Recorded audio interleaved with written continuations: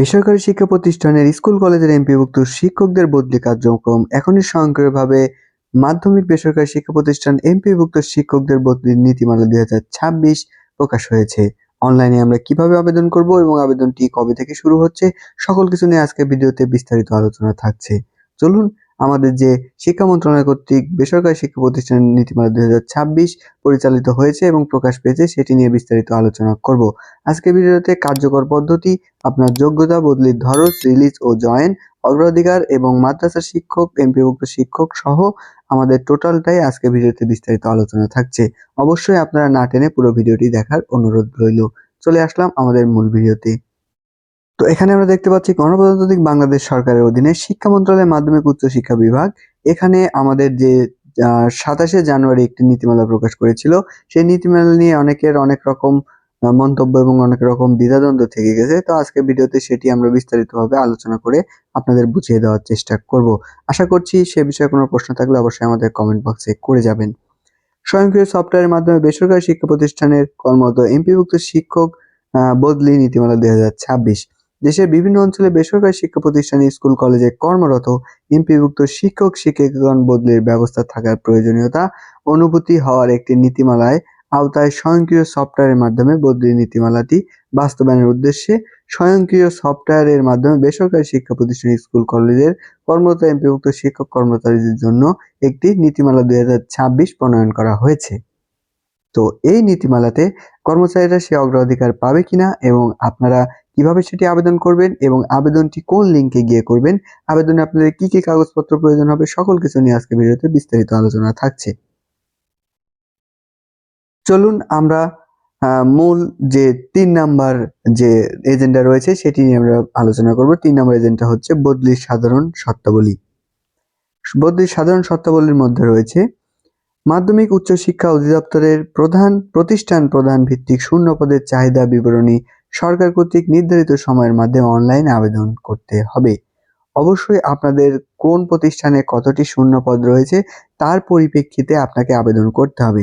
এখন আপনি একটা প্রতিষ্ঠানে অনলাইনে আবেদনটি থ্রো করেছেন, সেখানে অলরেডি আপনার সাবজেক্টে আপনার পোস্টে যথাযথ শিক্ষক বা কর্মচারী সেখানে শিথিল অবস্থাতে রয়েছে, তাহলে তো আপনার সেই আবেদনটি বাতিল বলে গণ্য হবে।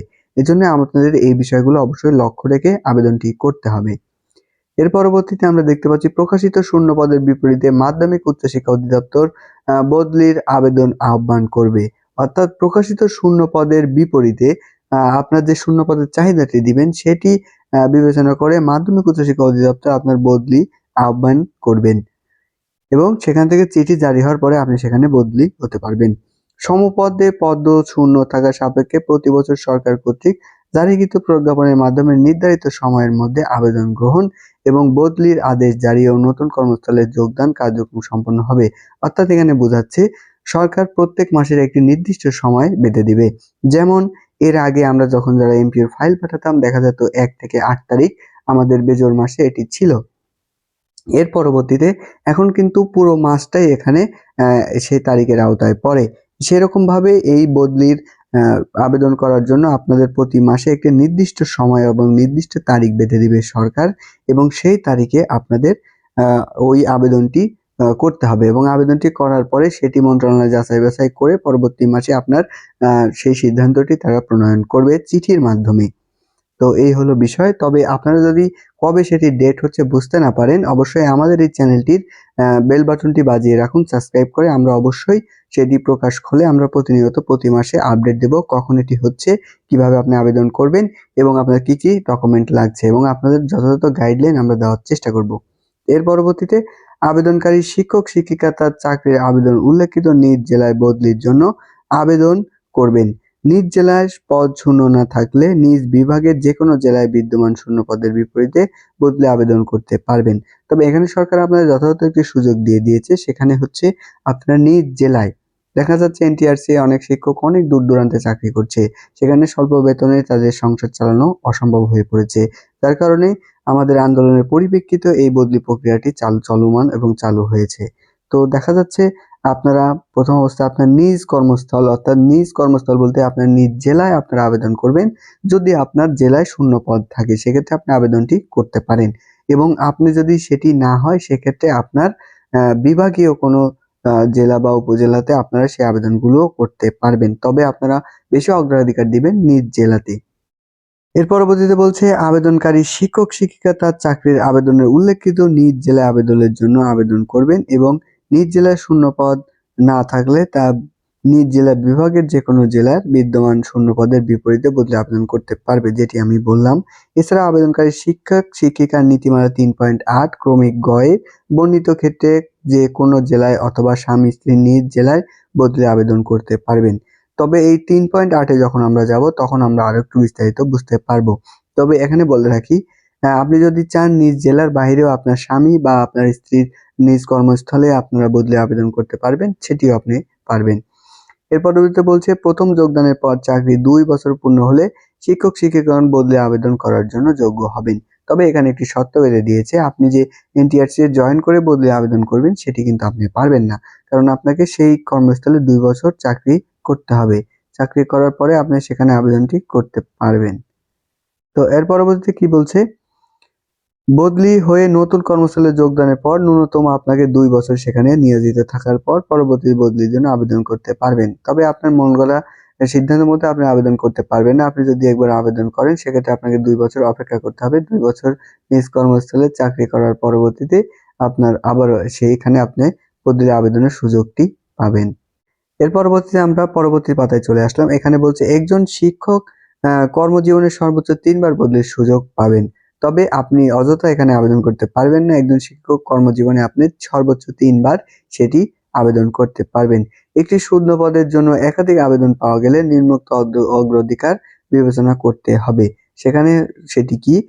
কারণ আপনি একই পদে যদি আপনার মতো অন্যান্য ব্যক্তি আবেদন করে থাকে সেক্ষেত্রে আপনার অগ্রাধিকারটি বিবেচনা হবে নিম্নোক্ত ৪টি শর্তের অনুপাতে। সেটি হলো আপনি নারী না পুরুষ, দূরত্ব, স্বামী-স্ত্রীর কর্মস্থল, সেক্ষেত্রে সরকারি, আধা-সরকারি, স্বায়ত্তশাসিত এমপিওভুক্ত শিক্ষা প্রতিষ্ঠান এবং জ্যেষ্ঠতার তালিকা অনুযায়ী জ্যেষ্ঠতার ক্রম অনুসারে আপনি সেটি পাবেন। এর পরবর্তীতে আসছে চাকরির জ্যেষ্ঠতার সর্বশেষ জারিকৃত জনবল কাঠামো ও এমপিও নীতিমালা অনুযায়ী গণনা করা হবে। অর্থাৎ আপনার জ্যেষ্ঠতার যে জারিকৃত জনবল কাঠামো নীতিমালা অনুপাতে আপনাদের সেই সিরিয়ালটি বা আবেদনটি কার্যক্রম হবে। এর পরবর্তী বলছে একটি পদের জন্য প্রতিযোগী সফল আবেদনকারী কর্মস্থল একই উপজেলায় হতে হলে তাদেরকে বর্তমান কর্মস্থল সেই উপজেলার কেন্দ্র হতে কাঙ্ক্ষিত উপজেলা কেন্দ্রের দূরত্ব পরিমাপ পূর্বক অগ্রাধিকার নির্ধারণ করা হবে। অর্থাৎ এই যে যেটি বললাম, একই পদে আপনারা একাধিক আবেদন করলে সেটি আপনাদের এই যে বর্তমান কর্মস্থল এবং উপজেলা থেকে আপনার দূরত্ব মেনটেন করে সেই অগ্রাধিকার তারা প্রদান করবে। এর পরবর্তীতে আসছে একটি পদের জন্য প্রতিযোগী আবেদনকারী বিভিন্ন উপজেলার হলে তাদের কর্মস্থল যে জেলায় সে জেলায় কেন্দ্র হতে কাঙ্ক্ষিত জেলার কেন্দ্রের দূরত্ব পরিমাপ পূর্ব অগ্রাধিকার নির্ধারিত হবে। এটি আমি আগেরবার বললাম। একটি পদের জন্য প্রতিযোগী আবেদনকারী কর্মস্থল বিভিন্ন জেলায় হলে তাদের স্ব জেলার কেন্দ্র হতে কাঙ্ক্ষিত জেলার দূরত্ব পরিমাপ করা হবে।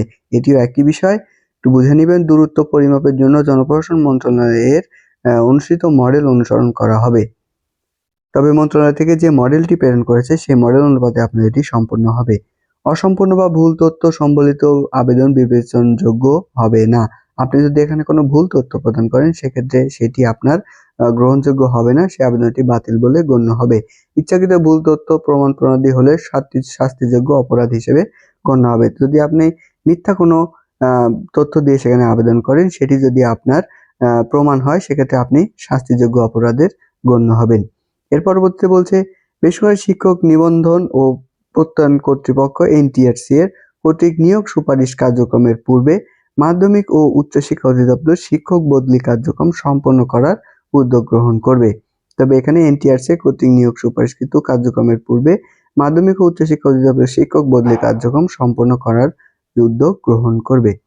এর পরবর্তীতে বলছে একটি শিক্ষা প্রতিষ্ঠান থেকে বছরে সর্বোচ্চ ২ বার অগ্রাধিকার ভিত্তিতে নারী ও জ্যেষ্ঠতার ক্রম অনুসারে বদলির সুযোগ পাবেন। তবে এক বিষয়ে একজনের অধিক শিক্ষক বদলির সুযোগ পাবেন না। তবে এক বিষয়ে একজন শিক্ষকই বদলির সুযোগ পাবেন, ৩ জন একসঙ্গে পাবেন না। আবেদনকারী শিক্ষক-শিক্ষিকা বদলি আবেদনের সর্বোচ্চ ৩ বার কাঙ্ক্ষিত প্রতিষ্ঠানের নামভুক্ত করতে পারবেন। যেটি আমি এর আগেও বলেছি যে আপনারা সর্বোচ্চ ৩ বার সেটির আবেদনটি করতে পারবেন। এবং বদলির কর্তৃপক্ষ কে দায়িত্ব নিচ্ছে আমরা একটু দেখে নিই। মহাপরিচালক মাধ্যমিক উচ্চশিক্ষা অধিদপ্তর কর্তৃক বদলি আবেদন নিষ্পত্তি হবে। এর পরবর্তীতে মাধ্যমিক উচ্চশিক্ষা অধিদপ্তর মাধ্যমিক শিক্ষা বিভাগ বদলি কার্যক্রম তদারকি করবেন এবং আবেদন নিষ্পত্তি বলে আমার ফাইলের রেজাল্ট কিভাবে দিবে একটু দেখে নেন। বদলির সমগ্র প্রক্রিয়া নির্ধারণ স্বয়ংক্রিয় সফটওয়্যারের মাধ্যমে সম্পন্ন করা হবে। এর পরবর্তীতে মাধ্যমিক উচ্চশিক্ষা অধিদপ্তরের অনুমোদন ক্রমে মাধ্যমিক উচ্চশিক্ষা অধিদপ্তর সফটওয়্যারে তৈরি ও অনলাইন আবেদন ফরম্যাট নির্ধারণ করবে। এর পরবর্তীতে আপনার 5টি ধাপে কিন্তু আপনার আবেদন যাচাই হবে, 2টি বললাম। এর পরবর্তীতে বদলিকৃত শিক্ষকদের ইন্ডেক্স পূর্বের প্রতিষ্ঠান থেকে বদলিকৃত প্রতিষ্ঠান অনলাইনে ট্রান্সফার হবে এবং পারস্পরিক বদলির ক্ষেত্রে লিখিত আবেদনের প্রেক্ষিতে কর্তৃপক্ষ বদলি পদায়নের বিষয়টি নিষ্পন্ন করতে পারবেন। বদলিকৃত শিক্ষকদের এমপিও ও অন্যান্য আর্থিক সুবিধাদি ও জ্যেষ্ঠতার ধারাবাহিকতা অনুযায়ী বজায় থাকবে। সেক্ষেত্রে আপনারা এ বিষয়ে টেনশন করবেন না যে আপনাদের যে বেসিক বা নতুন জায়গায় জয়েন করলে আপনার যেটি থাকবে সেটি সরকারি চাকরির ন্যায়, আপনার শুধু স্থানটা পরিবর্তন হয়ে যাবে। এর পরবর্তীতে আপনাদের বিবিধ নিয়ে আলোচনা আর করব না। এর পরবর্তীতে আপনাদের যদি কোনো রকম কোনো প্রশ্ন থাকে যে এটি কবে থেকে শুরু হচ্ছে, এটি নির্দিষ্ট তারিখ এবং সফটওয়্যার এখন পর্যন্ত সফটওয়্যার এন্ট্রির কোনো কার্যক্রম শুরু করেনি। তবে অতি দ্রুত সময়ের মধ্যে আমাদের নবনির্বাচিত আমাদের শিক্ষামন্ত্রী তো সেটি খুব দ্রুত সময়ের মধ্যে বাস্তবায়ন করবে বলে একটি ভিডিওতে আমরা আশ্বাস দেখেছি। তো সেই ভিডিওটি আমাদের চ্যানেলে আছে, আপনারা দেখে আসতে পারেন। এর পরবর্তীতে আপনার এই আপডেটটি কখন শুরু হচ্ছে এবং আপডেটটি শুরু হওয়ার পরে আপনাদের কি ডকুমেন্ট প্রয়োজন হচ্ছে সে বিষয়ে আমাদের বিস্তারিত আলোচনা করব এবং আপনারা অবশ্যই আমাদের এই চ্যানেলটি সাবস্ক্রাইব করে পাশে থাকবেন এবং সেই ভিডিওটির আপডেট পেতে আমাদের অবশ্যই সাথে থাকবেন এবং আপনার কোনো মতামত থাকলে আমাদের কমেন্ট বক্স খোলা থাকলে সেখানে আপনার কমেন্টে জানাতে পারেন। এর পরবর্তী কোন বিষয়ে ভিডিও চান সেটিও আপনার মতামত প্রকাশ করে যাবেন। তো আজকে ভিডিওটি এখানে শেষ করছি। সকলকে সাথে থাকার জন্য অসংখ্য ধন্যবাদ।